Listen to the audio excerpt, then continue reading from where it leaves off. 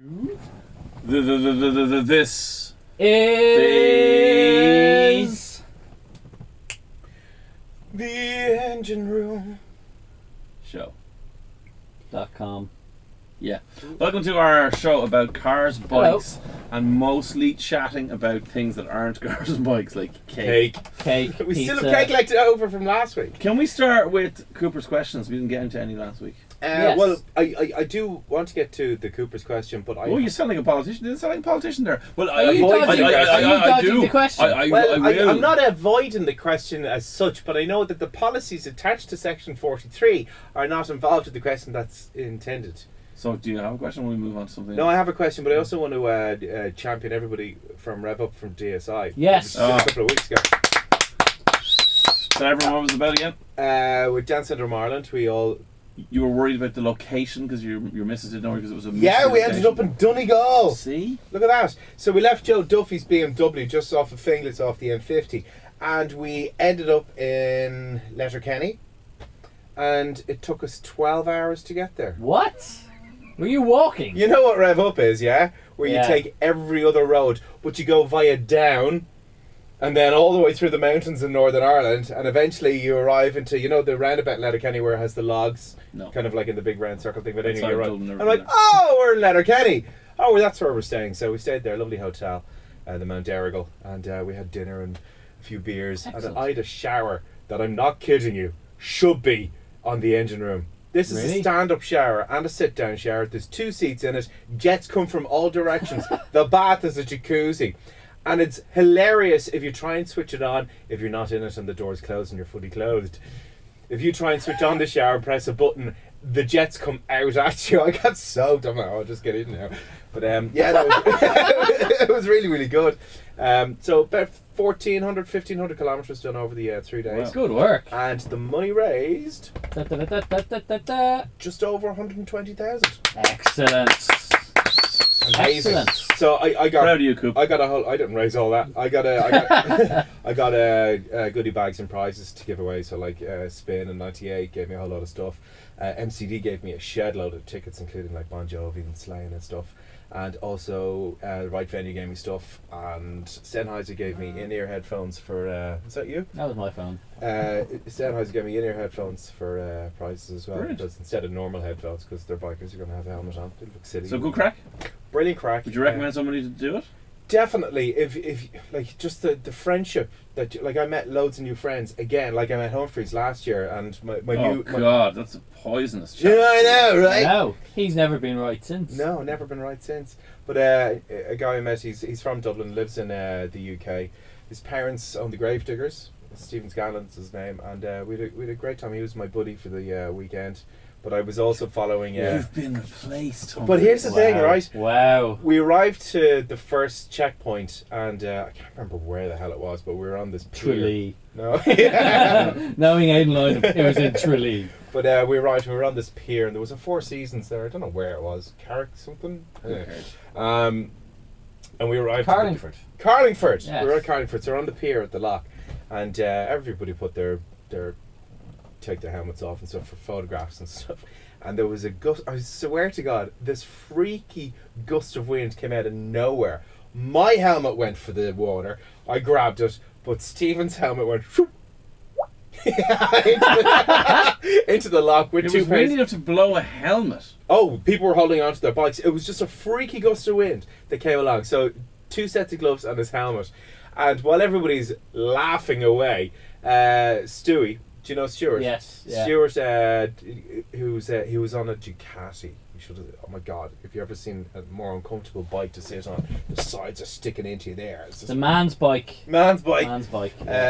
He strips down into his boxers and t-shirt, and he's in the water before anybody goes. How will we get it out? There's Stewie wading into the sea like.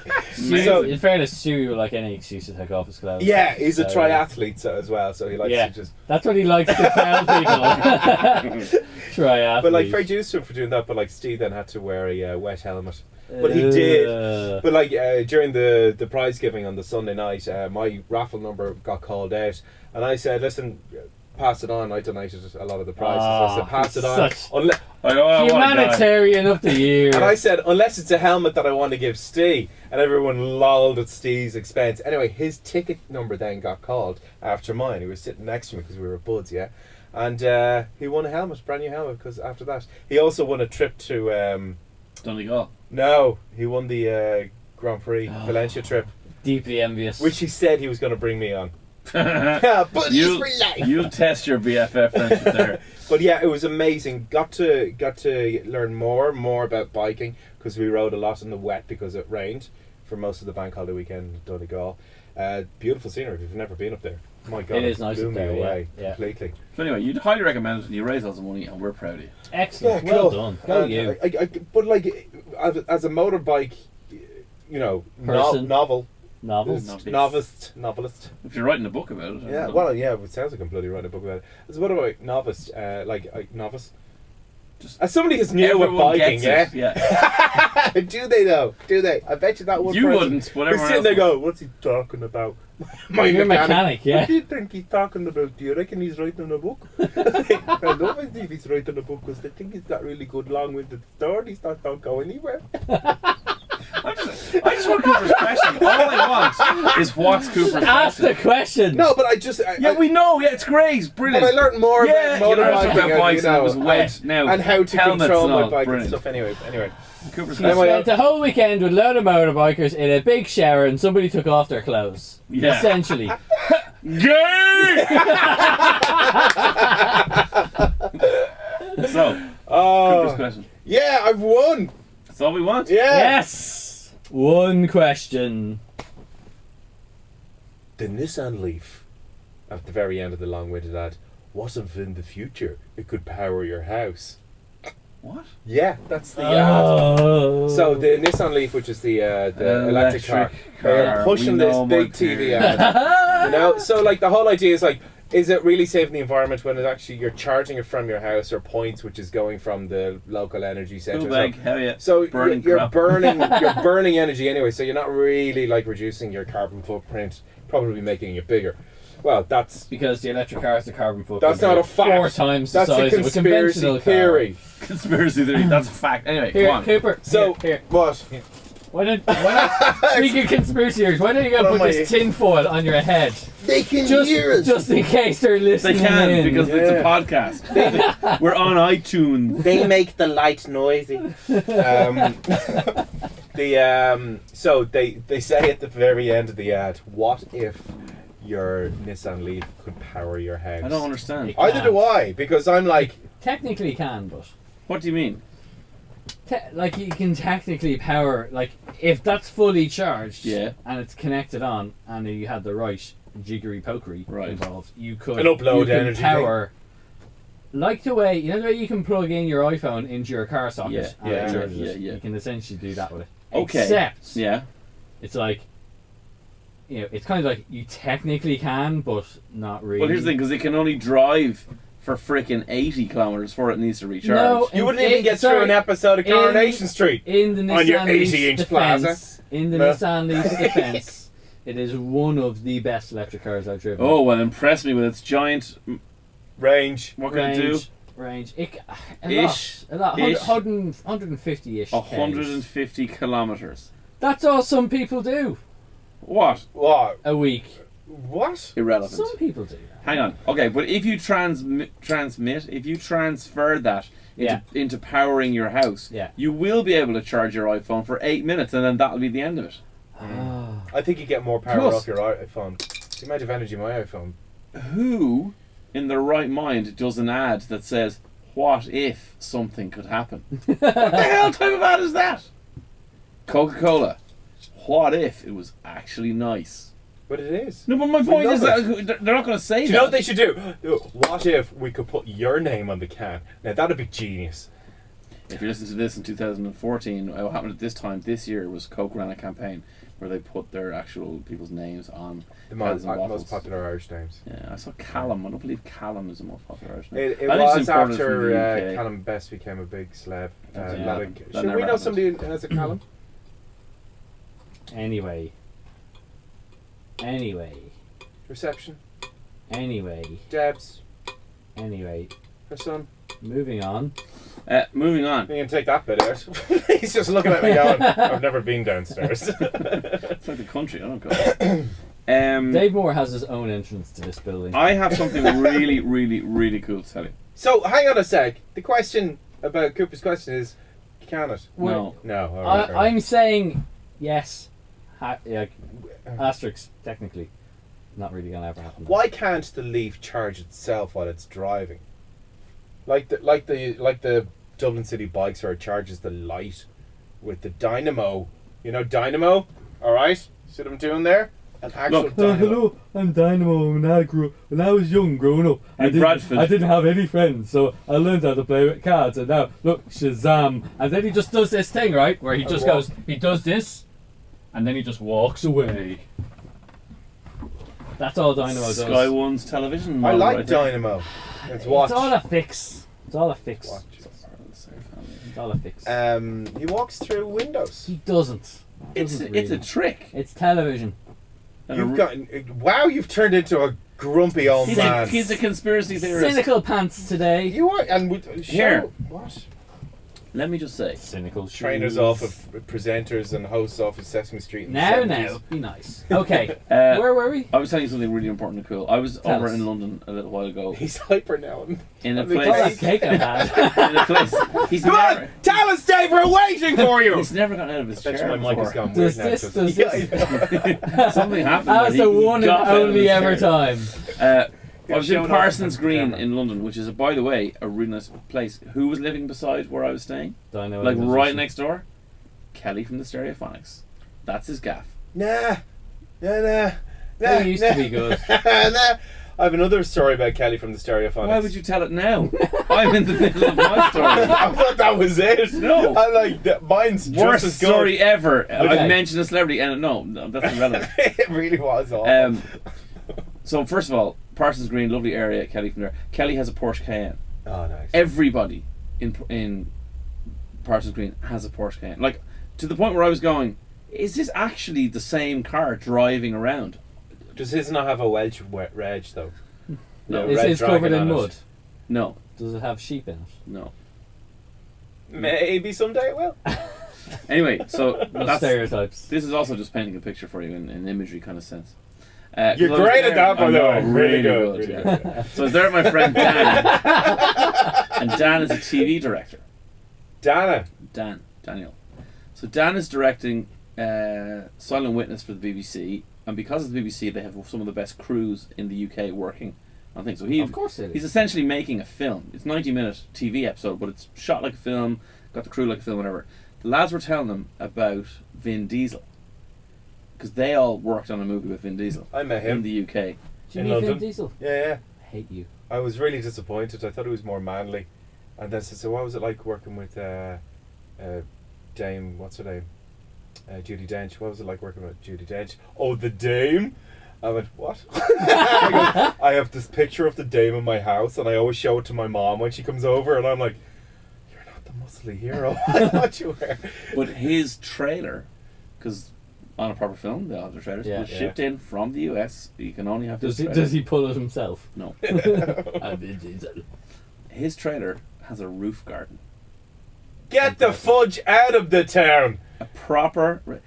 When it's two. It's not moss growing in mobile the top. No, it's two mobile homes. One is inside the other one when it's driving, and then when you park, it detaches into two. It's 1,400 square feet, and he has a car in it. And he drives around inside it. No, it's not. It's like stored under. It's stored in, and then he gets there, and it goes, and it comes out, and he drives wherever he needs to go. Amazing. But here's the thing: what has this got to do with Kelly from the Stereophonics' Porsche Cayenne? Nothing. I was just there. I was painting a picture for you, some imagery. Are you writing a novice? Follow it. This is turning into a tapestry more than an image. But go on. Anyway. I'm gonna have Lisa make this into a cushion. Vin Diesel is in the Fast and the Furious. Gonna get Tracy to get it into a wall in the kitchen, which came out last week. Did it? The new one. Yeah. Right. Fast and Furious 6. Okay, here's the thing. So they're time dated it. In the Fast and the Furious, if you're watching the trailers, which I'm seeing now, but that was because I'm a week late. Obviously. You'll see things like they pull that chain across the road, and then the big army jeep flops over and whatever. All of the movie chase scenes in Fast and the Furious are shot at on 20. Vin Diesel's roof garden. Are shot at 22 frames per second. Why? All the movie parts are shot, like every movie, at 24 frames per second. So it goes quicker? Exactly. So, okay. So, for example, if you were watching the Keystone Cops years ago, or Laurel and Hardy, or Harold Lloyd, something that was shot, right? So they would shoot everything. Everything was already kind of quick because they would only shoot, say, 16 frames they were a second. a manual kind of thing, so it was as fast as the guy did it. Well, true. But what they would, when they were shooting it, they would shoot at a slower frame rate, so the car chases looked faster. They looked ridiculous. Yeah. They did look ridiculous. But exactly the same thought process goes into this. So the guys can't drive and do those stunts at 150 miles an hour. They can do them at 80 miles an hour, whatever. If they do them, they're unbelievable. But then, by removing the 2 frames per second, it's sped up enough that you go, oh my god, this is so intense! But it's not sped enough that you're going, it's the Keystone Cops. If we did the engine room show that we film, I might drop it down to 20 frames per second, and it'd be like the 3 chipmunks are doing the engine room show. We speed it up. It might be better. It might be better. I think it'd be a lot better, especially the farting scene. A scene. That's in the direct. That's only coming out in the Christmas DVD. Anyway, how cool is that? Come on, how cool is that? It's cool. That is pretty cool. Knowledge. That is pretty cool. Is that it? That was my point. You painted a picture about Kelly from the Stereophonics driving in everybody else's car around this green in a posh area of London, and about Vin Diesel's roof garden, which is really moss on top of an old caravan. Is that area? Which is 2, and they did all the stunt scenes inside it. Amazing! And they filmed it slow to make it look fast. But here, you remembered everything. So it worked. All those tapestry images I painted are there for a reason. I picture Vin Diesel living in a caravan in a park in London now with a mossy roof. Listening to Stereophonics with a picture CDs. of Judy Date on the front door. You keep going to say Dave Men every I know. Red trucks! Our laughs. How we laud. Anyway, so Dave Humphreys did another boot test today. Yeah. Oh, and what are you doing today? Right, get this, right? I'm going to paint a picture for you, okay? Oh, here we go. I love this car. I think it's bleeding deadly. You know Gavin off of The Office down there? He brought this car up in conversation with me. Gavin doesn't drive. He said he saw one. He says, I want to just buy one of them because they're awesome. Dave Humphreys, ladies and gentlemen. No. Did a boot test in a Renault Twizzy. Yes. You got it here. No, he's in an Adam. Okay. No, which I reversed. You did. Today I'm very happy because I drove finally a Renault Twizzy on Irish roads. If you go to theengineroomshow.com, you will see both a Renault Twizzy and a Renault Twizzy F1, which is very exciting. But anyway, tell us about the Twizzy. I drove a normal Twizzy. I love it. I'm going to get so much flack from so many people because I love this. More than the usual. I'll try. I'm going to get even. Put it this way: I'm going to get so much flack. More than one person in particular, Sean Hayward. His head is probably going to explode when he finds out. Sean Hayward of Haircut 100. Yeah. Sean Hayward. His sole purpose in life, apart from fixing very expensive helicopters, is to abuse me on Facebook. That's all he does. But he's a dear friend. His head is going to explode when he hears 100. How much. It was a joke. He wasn't in the band. He wasn't. He's not that one. Nick Kershaw is your friend. No. Jesus Christ. You ruin every story. You know Jesus Christ. You've just gotten a new t-shirt. Nick Kershaw is your friend. Question mark. Thank you, Cooper. Anyway. True story, Nick Kershaw, true story? No, we're not. It's cars we're talking about. I tried to do. I did successfully do a handbrake turn on a Twizzy. Hello, Renault. I did try and do. Hello, Renault. That didn't happen. I did try and do a boot test. Like the one you did in the Bentley. And I'm just gonna. Ignore him. Just talk to me. This is how it works. He's like a child. He keeps interrupting me. Are you finished now, Stephen? The boys have had cake. The boys' sugar levels are unnaturally high. This is the Renault Twizzy. I've never heard him laugh like that before. Control has been lost at the engine room. The boot test. The boot test. Yeah, go on, test about your boot test. Day 56, and the boys want to kill each other. Could you fit in the boot of the Renault Twizzy? There is no boot. No, there actually is a boot. We tried to find it. The boot actually involves. Did you check around the back? The boot involves essentially taking the cushions off the back seat and putting stuff in the back of them, almost like you're trying to smuggle drugs. I don't know. And could you fit? No, I fit in the back. But the funny thing is, right? This better be funny. You've built it up so much. Go on. When you've got to slide. You sit tandem like on a motorcycle, so you sit like one directly from the other. When you slide back, you got to slide the driver's seat forward to get in. Yeah. You sit in. It all kind of comes around you, okay? And then you got to slide for the driver to get back in. You got to slide the seat back. So you're effectively like, it's kind of like straddling you between. Hello. Yeah. Hello, nurse. Yes. So the driver's seat is there, but the funny thing was, as my good esteemed colleague on Complete Car, Paul Healy, discovered that when you go and put the seat back, I can no longer move the seat forward. If you're sitting in the back? Yes. Right. Oh, cramp. You get trapped. Claustrophobic, you get trapped in the back. Yeah. You can't get out because the seat has, like in your normal car seat, the way you normally have like a bar underneath in the middle of the seat. Or an electric button like Dave. Whatever. Yeah. Really? I mean, so you go and slide the thing forward, except when you're in the back, you can't do it. So you are trapped in the back. Is that a safety issue?